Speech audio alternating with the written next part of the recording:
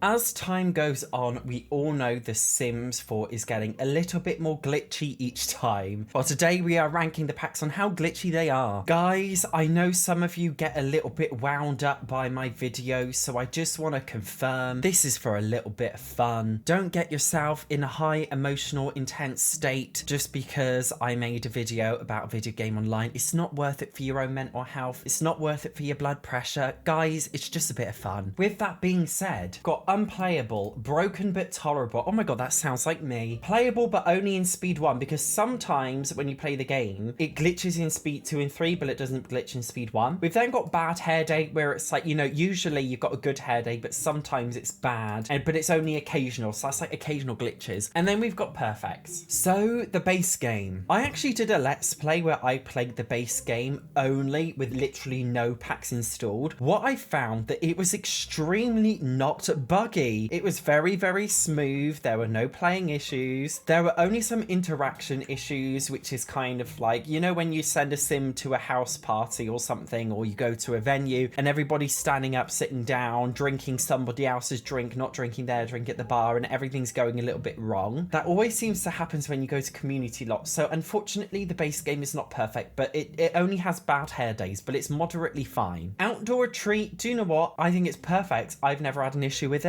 Spa day, do you know what? I am going to say perfect. I've never had an issue with it. So, Dine Out, the pack we all know and don't love.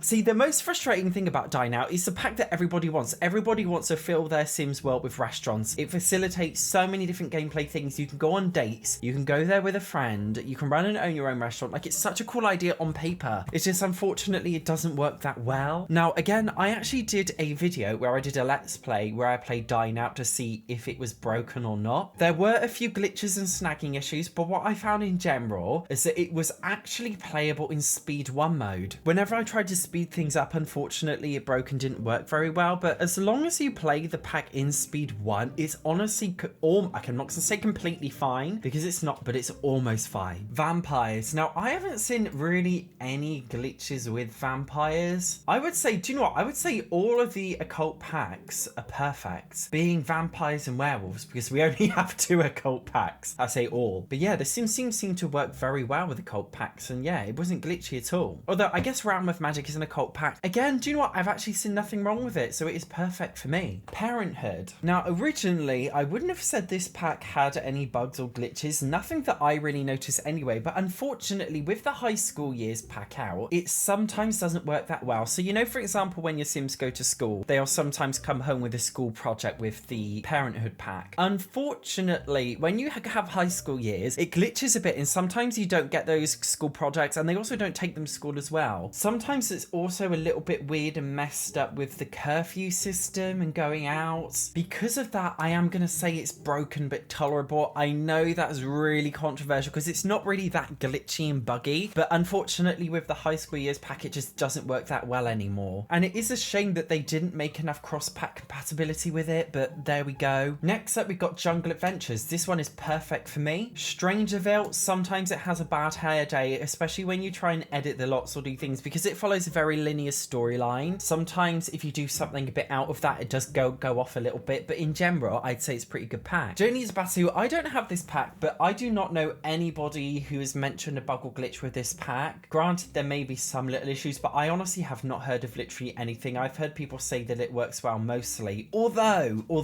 I have seen people complain about pathing issues with this, so I may as well call it a bad hair day. Dream Home Decorator, I wouldn't say this is a very buggy pack. I think that's because it doesn't really come with any gameplay, and when there's no gameplay, there's no bugs to be had. But I will say sometimes a career does glitch out a little bit when you're trying to show off the design of the house to the clients. I also just find it, I find it a little bit easy to exploit. Do you know what, guys? I know this is unpopular. I am calling it broken but tolerable. The reason why, although it's not necessarily a glitch, it is unplayable in the sense that it's way too easy to exploit. Like, if a sim has a like for the color red, you could just get a room with a red carpet, red walls, and a random red decoration, and the clients will say, bravo, you've done a very good job of designing my house, even though you haven't really done anything. Because of that, it's very easy to exploit and it doesn't work so well, and I am going to say it is broken but tolerable because you can tolerate it if you use your imagination. The last game pack is, ooh, My wedding stories. I think we all know what category this one is going in. I do not know a single person who can use my wedding stories and have it go well. Every single time I played it, it's gone completely wrong. Whether I've used mods, whether I've not used mods, whether I played in speed 1 or speed 3. There's always numerous things going wrong with this pack. The pack itself should not have been released. I can't believe that EA decided to release the pack in the state that it's in. I also can't believe they haven't completely fixed it yet. It does feel abandoned, and it is a shame because they still sell it at full price. Yes, I'm being a Karen right now, but at the end of the day, if you're going to sell something full price, it's got to work. If it doesn't work, I don't have respect for it. That is why it is very unplayable for me. In terms of the stuff packs, obviously there's a lot, so I'm just going to pull out a few notable ones. The first one being vintage Glamour stuff. This one is, I would say, broken but tolerable, and I'm referring to the gameplay aspect of the butler. The butler in this pack is so unusable. It never does what it's told. The whole point of a butler is it cooks meals for your family, but families never sit down and have meals together, and I often find when I instruct the butler to cook a meal, it won't cook it. If I instruct a butler to clean, it won't clean. I often find that they just stand around doing absolutely nothing, and because of that, I will say it's broken but tolerable, unfortunately. Whenever I do have a butler, I normally just have it in for aesthetic purposes, like if I have a wealthy household, but it's not something that I'd really say like you really need in your game. And it's a shame because it's such a cool idea. It's such an iconic thing of The Sims, but yeah, it doesn't work, unfortunately. In terms of the other stuff packs, I will say Laundry Day sometimes has a bad hair day just because sometimes the laundry system doesn't work properly and you get piles of laundry for no reason and it goes too quickly. But other than that, I'd say all of the other ones are perfect, so I'm not gonna lie. City Living, I would say this one is broken but tolerable, and I know that's gonna surprise people, and it surprises me because City Living is actually my favorite pack in The Sims 4, did you know? The problem I have with it is sometimes random townies will actually walk into your apartment unprecedented, even if you lock the door. It's an issue. I think it normally happens when there's a festival going on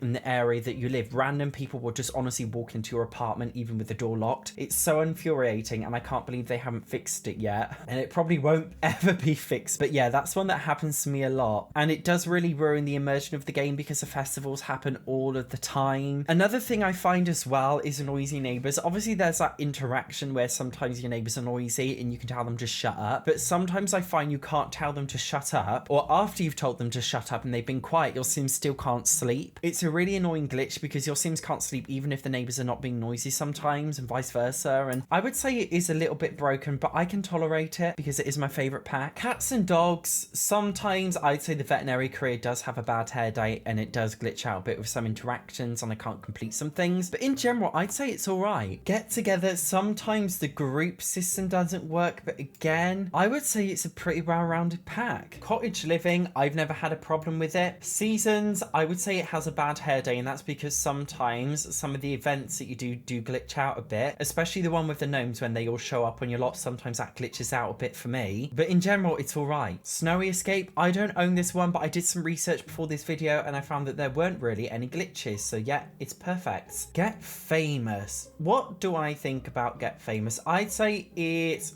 I'd say it has a bad hair day. The thing about Get Famous is guys, I'm gonna put it in broken but tolerable. Oh my god, literally cancel me. Hashtag cancel SatchOnSims because he's a twat and he put broken but tolerable for Get Famous. But one thing that I hate about this pack that's so broken is Judith Ward, the 5-star celebrity. She shows up everywhere. The whole point of a 5-star celebrity is that they're only supposed to show up in the hottest lots in town, because there is a lot trait that you can change it to a hot lot where only the really, really big celebrities go. In theory, celebrities should only ever turn up at these lots, but they don't. They turn up everywhere and it is so frustrating. I honestly hate it. It's so annoying. It defeats the whole purpose of having like a celebrity star system because they just go anywhere. It does ruin the immersion for me. So I will say it's broken but tolerable. And I know that's very controversial, but for me, it's a very, very big point. It's a very big thing for me. Get to Work. This one I'd say is playable in speed 1. I do find that the life careers break a lot, especially the scientist one, especially the doctor's one. The detective one is not so bad, but sometimes I find that I can't complete the quests for the active career, and it just renders it being unable to complete some certain things, especially random things. Like, for example, in the scientist career, I find it impossible to do the gardening activities. Like, I can never do them. In general, I'd say it works okay, but every single time I play it, it does have snagging issues, unfortunately. Island Living, although it's a little bit of a lifeless pack, controversial, I will say it's not really glitchy. It's perfect for me. Actually, no, it is not. It does have a bad hair dye, and that is for mermaids in CAS. Mermaids always make CAS crash. I don't know what it is, but if you spend too much time editing a mermaid, they crash CAS and you lose everything and the whole game ends. It's incredibly infuriating with mermaids. It's something that hasn't been fixed. I don't think it ever will be fixed, but yeah, it's frustrating and annoying, unfortunately. Discover University. I'd say this one is playable in speed 1. The reason why is sometimes it does glitch when your Sims are going to class. Sometimes I find that they go to class late. Sometimes I find that the society events don't work very well. There have been a couple of times before where my Sims have not gone to graduation. In general, I would say it works well, but I just personally recommend playing it on speed 1 mode, just because if you don't, the parties don't go very well, the class system doesn't go very well. It's just so much better. Time is a very, very bad thing in The Sims 4 Discover University. The Sims, I think in general, has always been bad at time management, but especially in Discover University, it's just not that good. Eco lifestyle, for me, I'd say it's perfect. I've never had an issue with it, guys. High school years. See, I know this is controversial. It is an unplayable, and I know some of you have criticized me for saying that high school years is very unplayable, but for me,